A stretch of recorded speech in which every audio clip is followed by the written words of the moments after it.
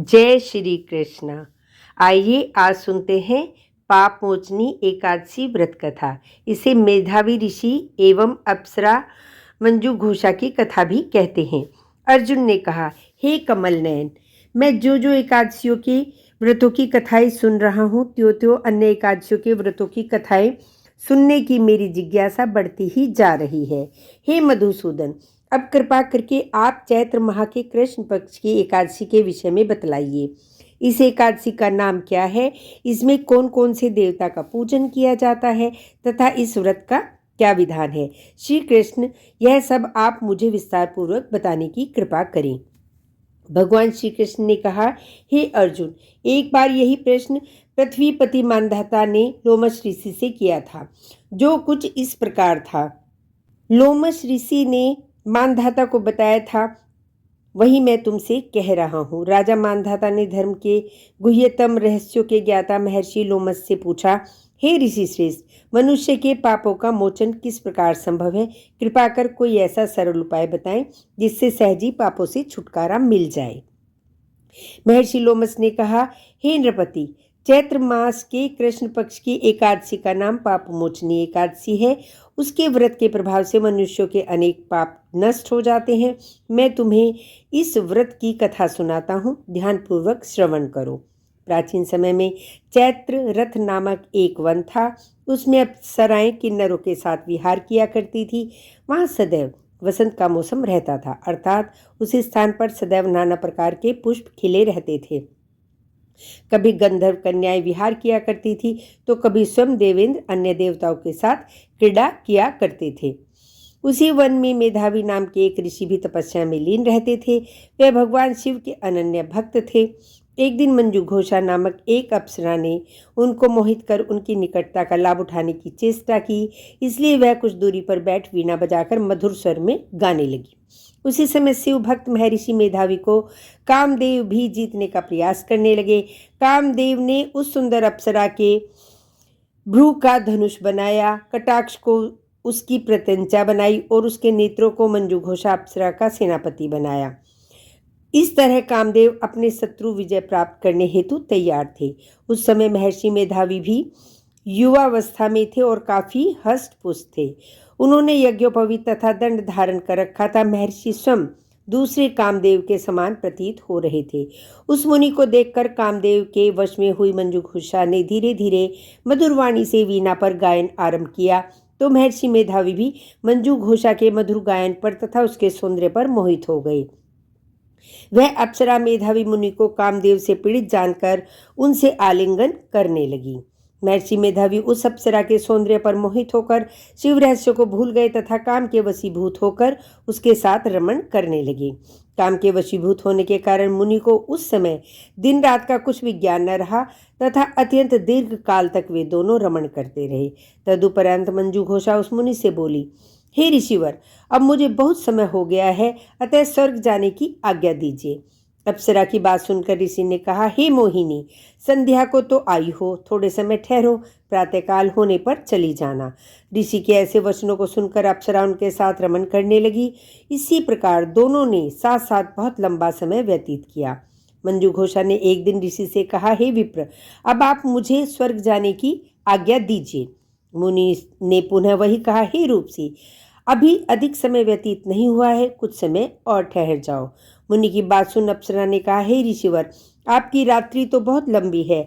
आप स्वयं ही विचार कीजिए कि मुझे आपके पास आए कितना समय व्यतीत हो गया है, अतः और अधिक समय तक ठहरना क्या उचित है।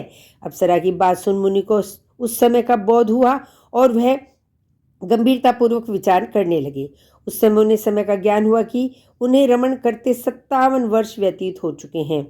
तो उस अप्सरा को वह काल का रूप समझने लगे। इतना अधिक समय भोग विलास में व्यर्थ चला जाने पर उन्हें बड़ा क्रोध आया। अब वह भयंकर क्रोध में जलते हुए उस तपनाश करने लगे। उस तपनाश करने वाली अप्सरा की तरह भ्रकुटी तान कर देखने लगे। क्रोध से उनके अधर कंपित होने लगे तथा इंद्रियां अनियंत्रित होने लगी। क्रोध से थरथराते स्वर में मुनि ने उस अप्सरा से कहा, मेरे तप को नष्ट करने वाली दुष्टा, तू महापापिन और बहुत ही दुराचारिणी है। तुझ पर धिक्कार है। तत्क्षण तू मेरे श्राप से पिशाचिनी बन जा। मुनि के क्रोधयुक्त श्राप से वह अप्सरा पिशाचिनी बन गई। यह देखकर वह व्यथित होकर बोली, हे ऋषिवर, अब मुझ पर क्रोध त्याग कर प्रसन्न हुई और कृपा करके बताइए कि इस श्राप का निवारण किस प्रकार होगा। विद्वानों ने कहा है, साधुओं की संगत उत्तम फल देने वाली होती है और आपके साथ तो मेरे बहुत वर्ष व्यतीत हुए हैं।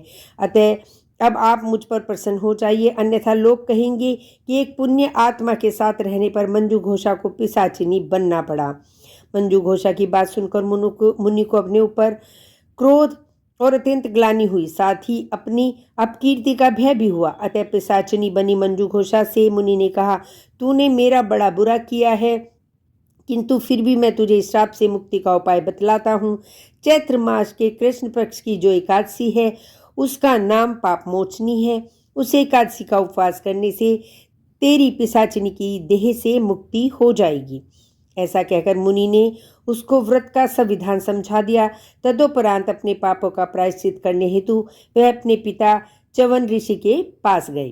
च्यवन ऋषि ने अपने पुत्र मेधावी को देखकर कहा, हे पुत्र, ऐसा क्या किया है तूने कि तेरे सभी तप नष्ट हो गए हैं, जिससे तुम्हारा समस्त तेज मलिन हो गया है। मेधावी मुनि ने लज्जा से अपना सिर झुकाकर कहा, पिताश्री, मैंने एक अप्सरा से रमण करके बहुत बड़ा पाप किया है। इसी पाप के कारण संभवतः मेरा सारा तेज और मेरे तप नष्ट हो गए हैं। कृपा कर आप मुझे इस पाप से छूटने का उपाय बतलाइए। ऋषि ने कहा, हे पुत्र, तुम चैत्र माह के कृष्ण पक्ष की पाप मोचनी एकादशी का विधि तथा भक्ति पूर्वक उपवास करो, इससे तुम्हारे सभी पाप नष्ट हो जाएंगे। अपने पिता च्यवन ऋषि के वचनों को सुनकर मेधावी मुनि ने पाप मोचनी एकादशी का विधि पूर्वक व्रत किया। उसके प्रभाव से उनके सभी पाप नष्ट हो गए। मंजू घोषा अप्सरा भी पाप मोचनी एकादशी का उपवास करने से पिशाचिनी की देह से छूट गई और पुनः अपना सुंदर रूप धारण कर स्वर्गलोक चली गई। लोमश मुनि ने कहा, हे राजन, इस पाप मोचनी एकादशी के प्रभाव से समस्त पाप नष्ट हो जाते हैं। इस एकादशी की कथा से श्रवण व पठन से 1 सहस्त्र गोदान करने का फल प्राप्त होता है। इस उपवास के करने से ब्रह्म हत्या, स्वर्ण की चोरी, मद्यपान तथा अगम्यागमन करना आदि भयंकर पाप भी नष्ट हो जाते हैं तथा अंत में स्वर्गलोक की प्राप्ति होती है। अतः इस कथा का सार यही है। इस कथा से स्पष्ट विदित है कि शारीरिक आकर्षण अधिक समय तक नहीं रहता। शारीरिक सौंदर्य के लोभ में पड़कर मेधावी मुनि अपने तप संकल्प को भूल गए। यह भयंकर पाप माना जाता है, परंतु भगवान श्री हरि की पाप मोचनी शक्ति इस भयंकर पाप कर्म से भी सहजी मुक्ति दिलाने में सक्षम है। जो मनुष्य सत्कर्मों का संकल्प करने के उपरांत में लोभ, लालच एवं भोग विलास के वशीभूत होकर अपने संकल्प को भूल जाते हैं, वे घोर नरक के भागी बनते हैं। जय श्री कृष्ण।